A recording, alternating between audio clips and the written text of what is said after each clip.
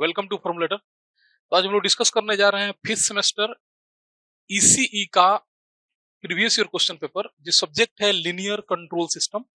Subject code है 104503। ये question जो है लेटेस्ट क्वेश्चन है, 2022 का क्वेश्चन है, बिहार इंजीनियरिंग यूनिवर्सिटी बीयूयू का क्वेश्चन है, राइट। तो एक एक करके हम लोग क्वेश्चन डिस्कस करेंगे। पहले ऑब्जेक्टिव क्वेश्चन यानी कि फर्स्ट क्वेश्चन जो होता है वो डिस्कस करेंगे, then will proceed toward the 9 question. Actually इस क्वेश्चन पेपर में 9 क्वेश्चन होते हैं। आउट ऑफ 9 आपको 5 क्वेश्चन के आंसर देने होते हैं। पहला क्वेश्चन कंपलसरी होता है। जो पहला क्वेश्चन होता है वो या तो ऑब्जेक्टिव होता है या शॉर्ट आंसर टाइप होता है। उसमें भी आपके 10 सब क्वेश्चंस होते हैं। 10 सब क्वेश्चंस में से 7 क्वेश्चन का आंसर देना होता है। 2-2 मार्क्स का एक क्वेश्चन होता है, टोटल 14 मार्क्स। इस तरह से रेस्ट के जो 4 क्वेश्चन और हैं वो भी 14 मार्क्स के होते हैं। उसमें भी ए बी सी करके या ए बी या ए बी सी डी करके 1, 2 या 2 से ज्यादा भी सबसेक्शन हो सकते हैं। तो टोटली आपको 5 क्वेश्चन का आंसर देना होता है। 17 मार्क्स का ये क्वेश्चन पेपर होता है। 30 मार्क्स आपका इंटरनल होता है, एज यूजुअल आपको पता है। तो इसमें जो पहला क्वेश्चन दिया हुआ है वो ऑब्जेक्टिव टाइप का क्वेश्चन है। तो हम लोग एक एक करके डिस्कस करेंगे। डेफिनेटली यहाँ पे सब क्वेश्चंस 10 होंगे। क्वेश्चन 1 में 10 सब क्वेश्चंस होंगे, जिसमें से आपको एग्जाम में किन्हीं 7 का ही आंसर देना होता है। हम लोग डिस्कस सारे करते हैं, राइट। तो एक बार हम क्वेश्चन रीड आउट करेंगे, then will go through solution. Question एक बार देखते हैं। The transfer function of a linear system is the ratio of output voltage and the input voltage. Option 2, the ratio of derivative of output to the input. Option 3, ratio of Laplace transform of output to that of input with all initial condition assumed to be 0 and none of above। तो ये आपका question है। आप जानते होंगे जो transfer function होता है जनरली हम लोग टीएफ से रिप्रेजेंट करते हैं। ये क्या होता है? Laplace transform of output, Laplace transform of output to the Laplace transform of input with all initial condition equal to 0। तो ये ट्रांसफर फंक्शन का मैथमेटिकल फॉर्म होता है। Transfer function is given by Laplace transform of output to the Laplace transform of input with all initial condition 0। What will be the answer? The ratio of Laplace transform of output to that of input with all initial condition to be 0। Answer will be the 3। तो सब question 1 का जो answer होगा वो होगा 3। Let us see the next question. Question number 1B। I am reading the question once. Signal flow graph is used to find. Signal flow graph किसको find करने के लिए यूज किया जाता है? Option 1, stability of the system. Option 2, controllability of the system. Option 3, transfer function of the system और transfer of the system, transfer function होना चाहिए यहाँ पे। And option 4, pole of the system. 4 sub section है। Signal flow graph जिसको एसएफजी आप बोलते हो, एसएफजी का यूज किया जाता है to find the transfer function by the help of Mason formula. ये हम लोग बहुत बार डिस्कस कर चुके हैं। तो अकॉर्डिंग टू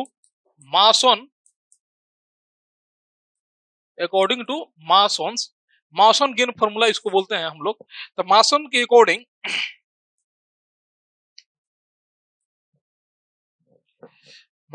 अकॉर्डिंग जो आपका ट्रांसफर फंक्शन होता है किसी भी सिस्टम का, जो ट्रांसफर फंक्शन होता है that is equal to summation of P I lambda I divide by P I delta I divide by delta, where I equal to 1 to n। n क्या होता है? n is number of forward path।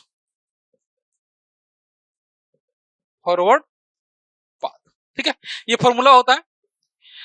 And आप जानते होंगे ये signal flow graph से हम लोग इस वाले फॉर्मूला को यूज करके हम लोग क्या निकालते हैं? We can find out the transfer function. तो क्या किस लिए यूज किया जाता है? सिग्नल फ्लो ग्राफ किसके लिए यूज किया जाता है? To find the transfer function by the help of Mason gain formula. The correct answer will be transfer function of the system. The sub question जो बी है उसका आंसर क्या होगा? 3।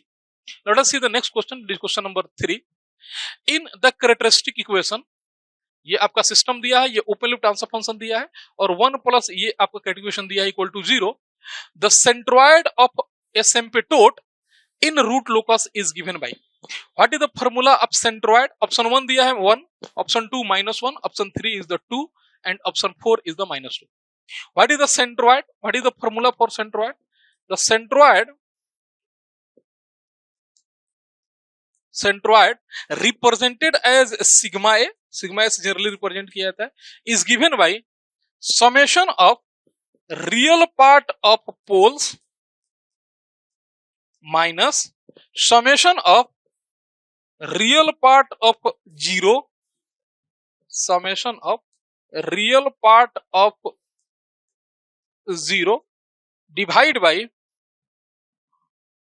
Number of pole minus number of zero. ये होता है formula. Centroid equal to real part of pole minus real part of zero divide by P minus Z. ये formula होता है हमारा सेंट्रॉइड का। Now this will be equal to, अच्छा ये किसका रियल पार्ट लेना है? ओपन लूप का। तो ओपन लूप पोल देखिए यहाँ पे कहाँ पे है, एक है ओरिजिन पे, तो एक पोल है ओरिजिन पे, ठीक है, एक पोल है ओरिजिन पे, दूसरा पोल है यहाँ पे, ये दोनों एस लिखा हुआ है, ये क्या लिखा हुआ है? That is the s+1, that is also s+2। ये दोनों एस लिखे हुए हैं, 5 नहीं लिखे हुए। तो s+1 और s+2, ये एस है 5 नहीं है। तो s+1 तो पोल कहां पे चला गया? पोल चला गया आपका -1 पे और -2 पे। तो 2 -1 -2 इन तीनों का समेशन ले लिए। तो रियल पार्ट ऑफ पोल, क्या एक भी इसमें जीरो है? ये ओपन लूप ट्रांसफर फंक्शन में देखना है हमें, ओपन लूप ट्रांसफर फंक्शन में देखना है, ना कि क्लोज लूप में। तो ओपन लूप में देखना है, तो क्या एक भी जीरो है? नहीं है, तो माइनस एक भी जीरो नहीं है divide by,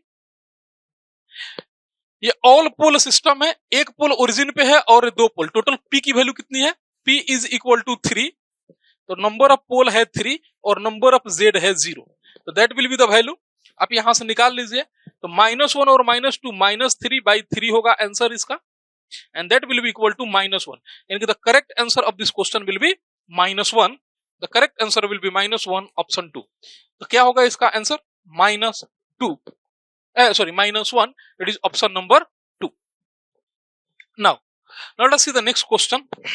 I'm reading the question number 1D. Negative feedback in a closed loop control system does not reduce overall gain. Option 2, reduce bandwidth. Option 3, improve disturbance restriction. And option 4, reduce sensitivity to the parameter variation. देखिए, जब negative feedback आप लगाते हैं, तो negative feedback लगाने के चलते जो क्लोज लूप ट्रांसफर फंक्शन बन के आता है, it is become G/1 + GH, है ना, ये बन के आता है G/1 + GH, ये बन के आता है। तो इसके होने के चलते जो ओवरऑल गेन है वो रिड्यूस हो जाता है, यहाँ पे ओवरऑल गेन रिड्यूस हो जाता है। Sensitivity of close loop system is less as compare to open loop. Open loop का सेंसिटिविटी 1 होता है, इसका सेंसिटिविटी भी कम हो जाता है। ये दो पार्ट तो ऐसे ही गए, सेंसिटिविटी और ये। अब देखिए, ये दोनों ना कॉन्ट्राडिक्ट है। क्या कॉन्ट्राडिक्ट है? Improved disturbance rejection. अगर डिस्टर्बेंस रिजेक्शन इंप्रूव होगा तो इसका मतलब यह है सिस्टम का बैंडविड्थ इंप्रूव होगा तब जाके ज्यादा नॉइस को अपने अंदर लेके जाएगा और डिस्टर्बेंस रिजेक्शन ज्यादा होगा। कहने का मतलब यह है कि अगर डिस्टर्बेंस रिजेक्शन आपको इंप्रूव करना है तो बैंडविड्थ को बड़ा करना पड़ता है। ये दोनों एक दूसरे के सिमिलर होते हैं। मैंने कहने का मतलब कि अगर डिस्टर्बेंस बड़ा करना है तो बैंडविड्थ भी बड़ा करना पड़ेगा। ज्यादा बैंडविड्थ लोगे तब उसके अंदर के सारे सिग्नल को क्या करेगा, वो डिस्टर्बेंस रिजेक्शन में डाल देगा। उसके बाहर का जो सिग्नल होगा उसको क्या करेगा, हटा देगा, मतलब कि उसको नहीं कंसीडर करेगा। जो बैंडविड्थ के अंदर के सिग्नल होंगे उनको जाके डिस्टर्बेंस में लेके जाके रिड्यूस करेगा। यानी कहने का मतलब यह है कि सिंस क्लोज लूप सिस्टम ना बैंडविड्थ डिस्टर्बेंस रिजेक्शन को इंक्रीज करता है, ज्यादा डिस्टर्बेंस रिजेक्शन करता है, इसलिए बैंडविड्थ इसका कम होता है, यानी बैंडविड्थ इसका बढ़ जाता है। कहने का मतलब यह है bandwidth get increases and disturbance rejection also increases. As bandwidth increases, the range of disturbance get increases and hence the disturbance regions also increases. जितना ज्यादा बैंडविड्थ होगा उसमें आने वाला सारा सिग्नल को वो डिस्टर्बेंस मानेगा और उस सारे को आप रिजेक्ट कर पाएंगे, यानी कि the correct answer will be reduce the bandwidth. ये नहीं होगा, डज नॉट लिखा हुआ है, नहीं होगा, क्योंकि ये इंप्रूव बैंडविड्थ होता है. बैंडविड्थ बढ़ता है ना कि बैंडविड्थ घटता है. Let us see the next question. The final value theorem is used to find a steady state value of the system output, initial value of the system output, transient behavior of the system output, none of these. देखो आपका दो response होता है basically. एक को क्या बोलते हो आप, स्टेडी स्टेट, एंड दूसरे को क्या बोलते हो, ट्रांजिएंट, है ना. मान के चलिए ये एक सेकेंड ऑर्डर सिस्टम है, स्टैंडर्ड सेकेंड ऑर्डर सिस्टम है, और उसके लिए अगर हम ग्राफ बनाए तो ये कुछ इस टाइप का होता है ये प्लॉट, और ये चला जाता है लाइक दिस, इस तरह से. तो इस वाले पार्ट को आप क्या बोलते हो, ट्रांजिएंट बिहेवियर. इसके बाद वाले पार्ट को आप क्या बोलते हो, स्टेडी स्टेट बिहेवियर. अगर ये कुछ हम लोग कुछ रेंज लेते हैं 2% और 4% ऑफ बॉन्ड एरर बैंड, उसके बाद वाले पार्ट को हम लोग बोलते हैं स्टेडी स्टेट.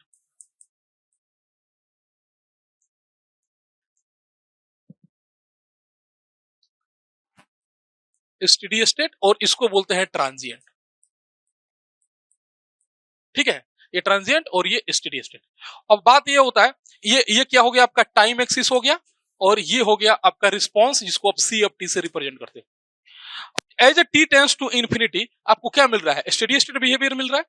टी जीरो पे ना, ये जीरो हो गया, और ये टी इक्वल टू इन्फिनिटी हो गया. तो जैसे जैसे आप इन्फिनिटी की तरफ टेंस करोगे आपको क्या मिलेगा, स्टेडी स्टेट मिलेगा, ना कि ट्रांजिएंट मिलेगा. यानी कि टी टेंस टू इन्फिनिटी पे आप स्टेडी स्टेट वैल्यू मिलता है. और फाइनल वैल्यू थ्योरम लिखा ही हुआ है. What do mean by final value theorem, यानी कि limit T tends to infinity, यही आपको लिखना होता है. This is similar to limit S tends to zero.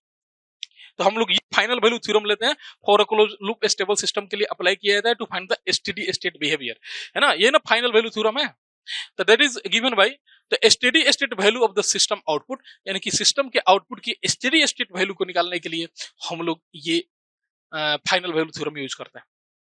Late us see the next question, question number 1F. If the characteristic equation of a closed loop system is this, then the system is overdamped, option 2 critically damped, option 3 underdamped, and option 4 undamped. 4 category होता है system की. Depend on the damping ratio zeta हम लोग निकालते हैं कि ओवरडैम्प्ड है, अंडरडैम्प्ड है, ओके, आपका क्रिटिकली डैम्प्ड है कि अनडैम्प्ड है. अगर ओवरडैम्प्ड की बात करो ना, तो ओवरडैम्प्ड कब होता है सिस्टम, सिस्टम को ओवरडैम्प्ड होने के लिए जीटा की वैल्यू ग्रेटर देन 1 होनी चाहिए. 1 से ज्यादा होगा तो ओवरडैम्प्ड होता है. क्रिटिकली डैम्प्ड का मतलब क्या हुआ, क्रिटिकल मतलब जीटा का वैल्यू एग्जैक्टली 1 के बराबर होना चाहिए. अंडरडैम्प्ड का मतलब क्या हुआ, जीटा का वैल्यू लेस देन 1 होना चाहिए और 0 से बड़ा होना चाहिए. डेफिनेटली जीटा का वैल्यू 0 से बड़ा होता है. ये जीटा का वैल्यू ग्रेटर देन 0 और लेस देन 1 होना चाहिए, ये अनडैम्प्ड के लिए. और अंडरडैम्प्ड के लिए क्या होगा, जीटा का वैल्यू एग्जैक्टली 0 हो, अनडैम्प्ड बोलते हैं. तो ये 4 कैटेगरी होते हैं. और by help of zeta, zeta मतलब डैम्पिंग रेशियो, तो उनके बाय हाफ पे हम लोग ये बोलते हैं कि ओवरडैम्प है, क्रिटिकल डैम्प है कि अंडरडैम्प है कि अनडैम्प्ड है. नाउ आपके पास कैरेक्टरिस्टिक इक्वेशन कितना दिया है, s square plus 2s plus जो आपका QS दिया है कैरेक्टरिस्टिक इक्वेशन, वो कितना दिया है, s square plus 2s plus 2 equal to 0. Standard second order characteristic equation कितना होता है, जो स्टैंडर्ड सेकेंड ऑर्डर कैरेक्टरिस्टिक लिखोगे वो कितना होता है, that is QS equal to s square plus 2 zeta omega n s plus omega n का स्क्वायर इक्वल टू 0. ये होता है स्टैंडर्ड. आप यहां से कंपेयर करिएगा, आपको जीटा की वैल्यू निकालनी है. जैसे आपको जीटा निकल जाएगा आपको पता चल जाएगा कि कौन सा सिस्टम है, ओवरडैम्प्ड है कि अंडरडैम्प्ड है कि क्या है, राइट. तो आप क्या करोगे, यहां से जीटा की वैल्यू निकालोगे. कैसे निकालोगे जीटा की वैल्यू, कंपेयर कर लो. तो ओमेगा n की वैल्यू कितनी हुई, कंपेयर करोगे तो under root two is the value of your omega n. Now just find out here, ये कितना लिखा हुआ है, 2 zeta omega n equal to कितना है, ये भी 2 है. This implies that 2 zeta omega n का मतलब कितना है, अंडर रूट 2 इक्वल टू 2 यहां से ये कैंसिल हो गया। This implies zeta equal to 1/√2 that is equal to 0.707। ठीक है, आ गया ना, यहां से काट दिए तो ये 1 हो गया, तो जीटा का वैल्यू 1/√2, 1/√2 का मतलब 0.707। इसका मतलब ये जीटा की जो वैल्यू आ रही है, ये जीटा की जो वैल्यू आ रही है,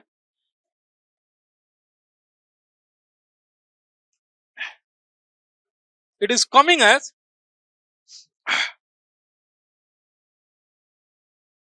ठीक है, it is coming as 1/√2 that is equal to 0.707।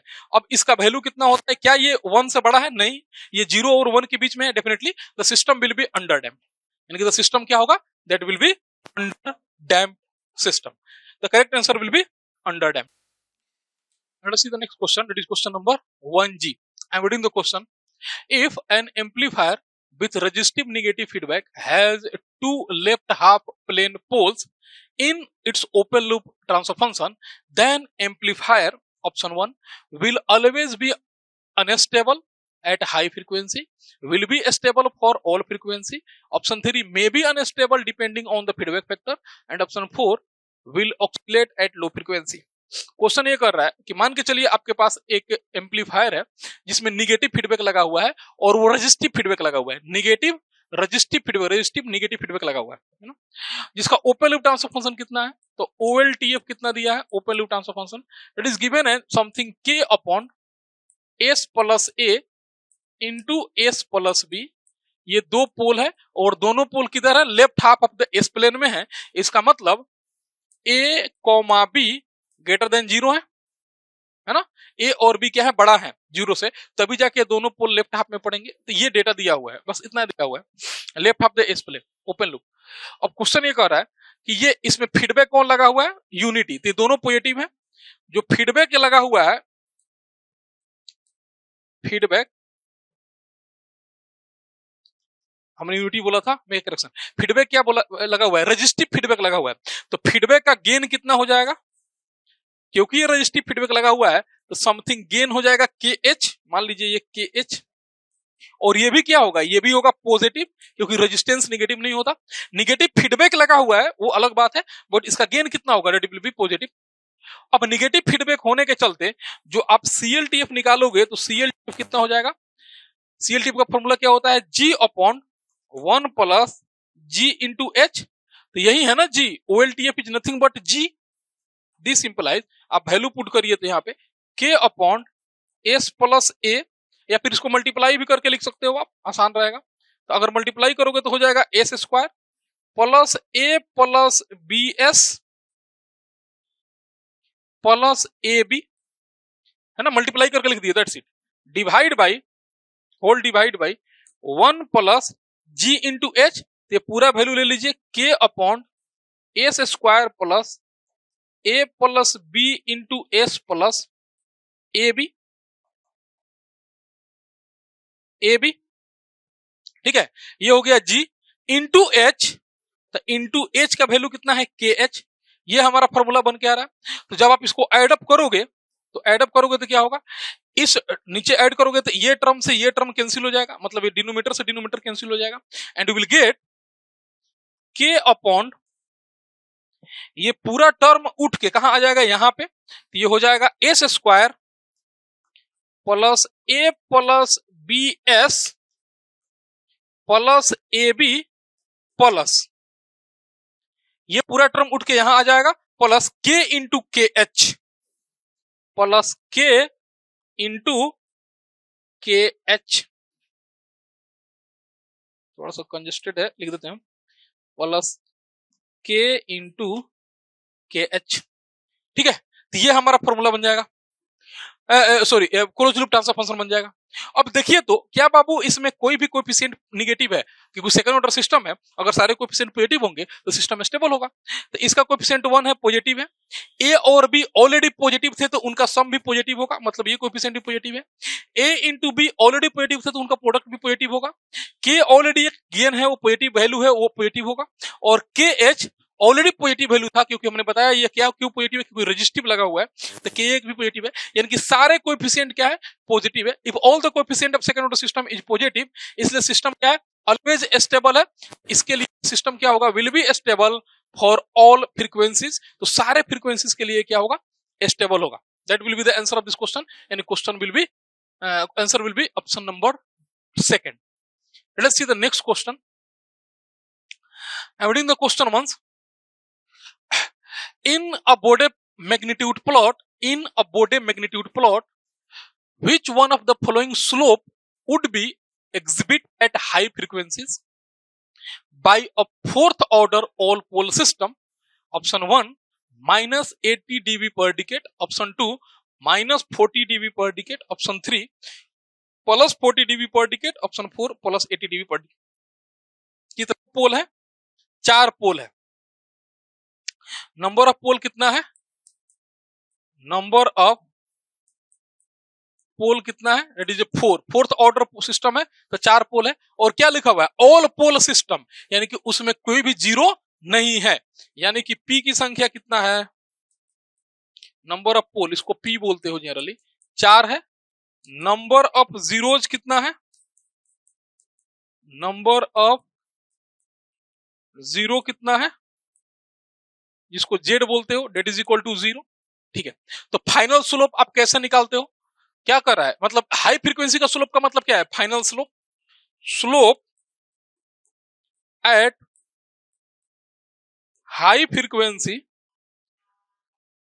That is given bye P minus Z into -20 dB per decade. यही फॉर्मूला हम लोग पढ़े हुए हैं कि जितना नंबर ऑफ पोल्स है उसमें 0 घटा लीजिए और -20 dB पर डिकेड कर दीजिए। तो कितना पोल है, 4 पोल है, कितना जीरो है, एक भी जीरो नहीं है, मतलब जीरो की संख्या 0 है, multiply by -20, this will equal to -80 dB per decade. तो the correct answer will be -80 dB per decade, option number 1। बड़ा सिंपल सा क्वेश्चन है। ये जो बिहार इंजीनियरिंग यूनिवर्सिटी जब से बना है तब से क्वेश्चन की लेवल बहुत कम हो गई है एज कम्पेयर टू एक्यू की जो क्वेश्चन होते थे वो बहुत टफ होते थे। अभी जो बिहार इंजीनियरिंग यूनिवर्सिटी बना है क्वेश्चन की लेवल बहुत ही कम हो गई है। Let's see the next question. The type 0 system has fill in the blanks at origin, no pole at origin, net pole at origin, simple pole, and option 4 2 pole। Type 0 system है, तो type 0 system कैसे निकालते हो, अगर किसी system का OLTF इस format में दिया है, this upon s to the power p small p into s plus a into s plus b into someone like this, इस तरह का कोई सिस्टम दिया है ना। अगर p की संख्या ध्यान रखते जाना, इफ p इक्वल टू 0, अगर एक भी पोल ओरिजिन पे नहीं है इसको बोलते हैं type 0 system, type 0 system. If p equal to 1 इसको बोलते हैं टाइप 1 सिस्टम, टाइप 1 सिस्टम।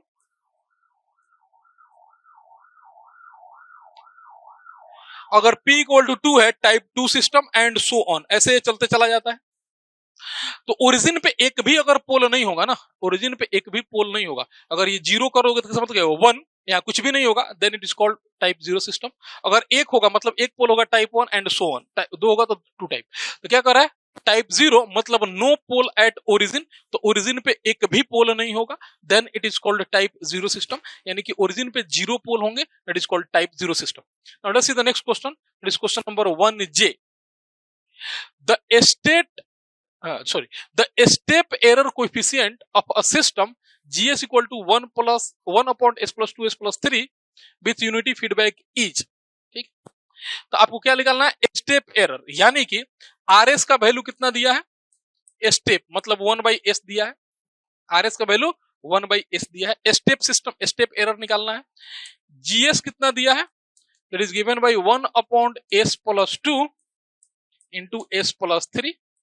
ये ट्रांसफर फंक्शन दिया हुआ है, ओपन ट्रांसफर फंक्शन। तो step error coefficient, step error coefficient का मतलब क्या होता है, पोजीशन एरर कोएफिशिएंट, मतलब हमें क्या निकालना है, केपी। स्टेट एरर कोएफिशिएंट का मतलब क्या होता है, पोजीशन एरर कोएफिशिएंट का मतलब क्या होता है, kp, that is equal to limit s tends to 0, limit s tends to 0, simple gs होता है, बड़ी आसान सा फॉर्मूला होता है, simple gs. This implies limit s tends to 0 1 upon s plus 2 s plus 3, s की वैल्यू 0 पुट कर दीजिए, it is coming as 1/6. s की वैल्यू 0 पुट कर दोगे तो कितना आ गया 1/6. यानी कि इस सिस्टम में स्टेप इनपुट के लिए एरर कोएफिशिएंट कितना है 1/6. The correct answer will be 1/6. 1/6 will be the correct answer of this question. तो यहाँ पे जो आंसर होगा that will be equal to 1/6. तो ये हमें पुट करना था वैल्यू 1/6. ये आपका आंसर है 1/6. यहाँ पे ये 1/6 है. 1 divided by 6 is the correct answer of this question.